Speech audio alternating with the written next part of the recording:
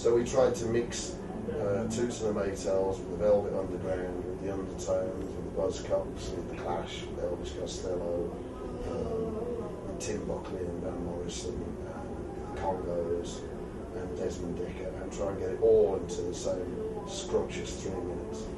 And then use that as a sort of musical bed to try and say politically incendiary things with a smile. Whether it's personal politics or party politics, try and sing about what was actually going on outside the house. What everybody else was talking about in every pub, every bar, every bus stop, but for some reason you weren't meant to talk about that in pop music, so we did. You have your brush, you can avoid the rush, when they are wine, all gone.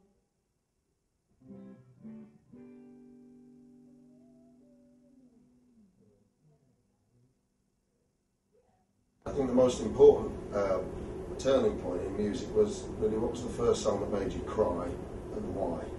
And for me there was two, Don't Walk Away Renee by the Four Tops and Ruby Tuesday by the Rolling Stones.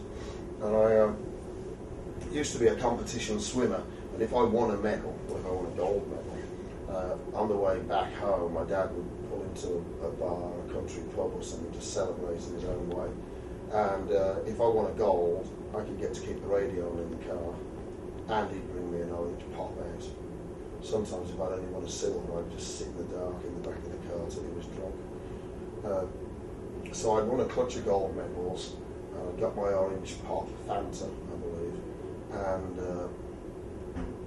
Don't Walk Away Renee came on, and I was already adrenalised from the swimming, and I got the chlorine in my eyes, so they were stinging a little bit anyway. And Don't Walk Away Renee came on, and by halfway through I was crying, not sobbing, just tears rolling, you know. And then Ruby Tuesday came on, and that finished me off. I was done. And that's the first moment where I can remember being completely moved by music, so that I was consumed by it, could do nothing about it.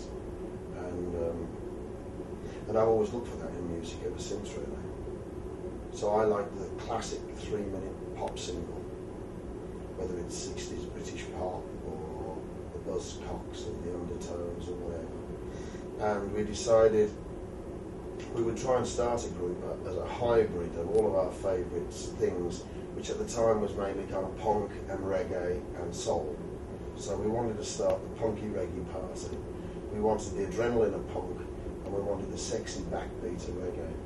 And we used to run house parties because the clubs in Birmingham were mainly in the city centre, and the city centre was mainly owned by the Cadbury family of chocolate fame, and they were Puritans, and so they weren't great on licensing hours and stuff like that. If a club got good, it got closed pretty quick, and so we used to run house parties with one reggae DJ and one punk DJ.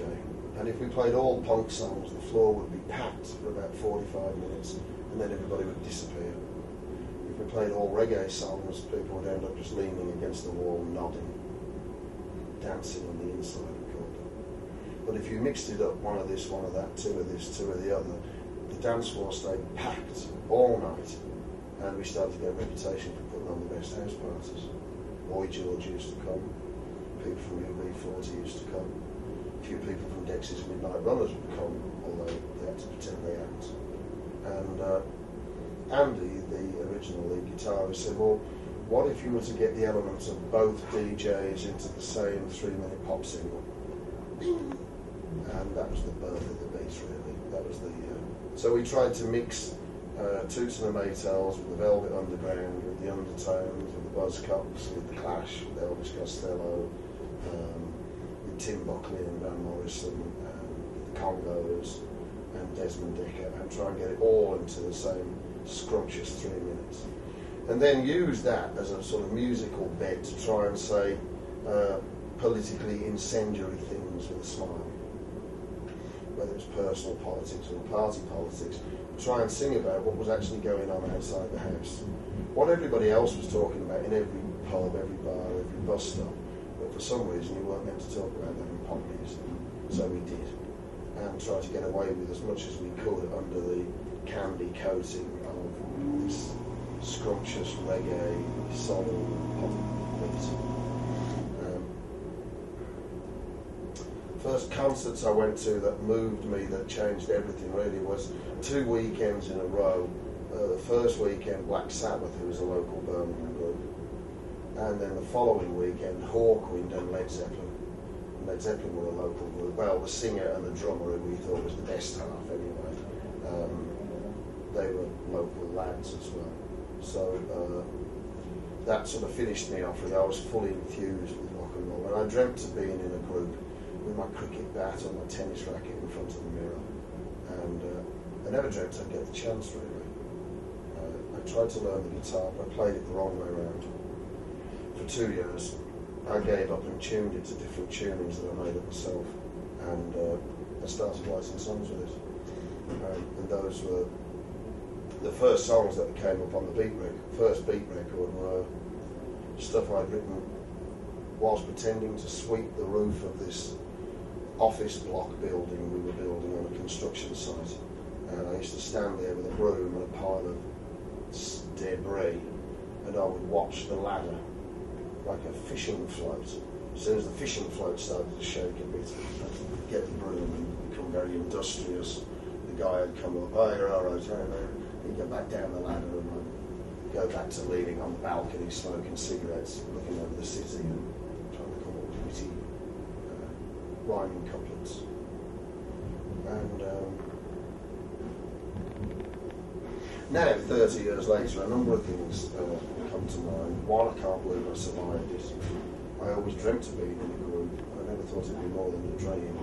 But to be in a group 3 generations later, and last night we had a room full of real big Fish fans, teenagers, all dancing their asses off to our songs. It was almost, the audience was exactly the same age as it was when we started 30 years ago, which was odd, very exciting. And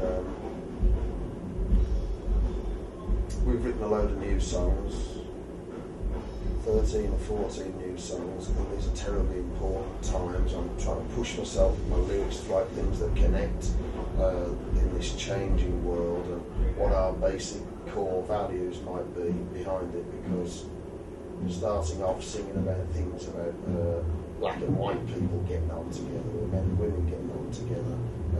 You see that all the way around the world really. We have a great deal more in common than any supposed or marketed differences, and so you try and find a lyric that is on one hand fully confessional, try and dig deep down inside yourself for something that makes you shiver, and then try and find a way to express it in as universal a way as possible, so that you can use it as a way of connecting to people's better aspirations. I'm not quite sure what's going to come of it. These are very important times, very challenging and changing times, and I feel sorry for President Obama in a way, because he's under an enormous pressure to just reinvent Western capitalism, which I think has already shown itself to be, like all the other systems, quite a flawed system really. We need to come up with something more inclusive and more intelligent, more befitting the 21st century, that takes into account our own dark side, because we write all these rules and regulations from the strongest point of view, and then we have to try and act them out as human beings. None of these systems, as far as I can see, communism, capitalism, socialism, any of them, none of them take into account that if we're put in a corner and pushed hard enough, most of us will eat our mother. And we try and deny that side of our human nature, and it always ends up with our political systems never really serving us heart and soul as best they should, considering the money and time they consume. So I'm hoping, I doubt it, but I'm hoping that Obama gets enough space and enough leeway to try and help produce this new paradigm, somewhere where everybody around the world can just help feed their kids and look after them, and not have to blow each other's kids up to try and prove some arcane religious or political point. That's why I'm in a group. It's not the chicks, the drugs, fast cars, none of that. Well, some of that, but not all of that. There's a bit of philosophy in this one.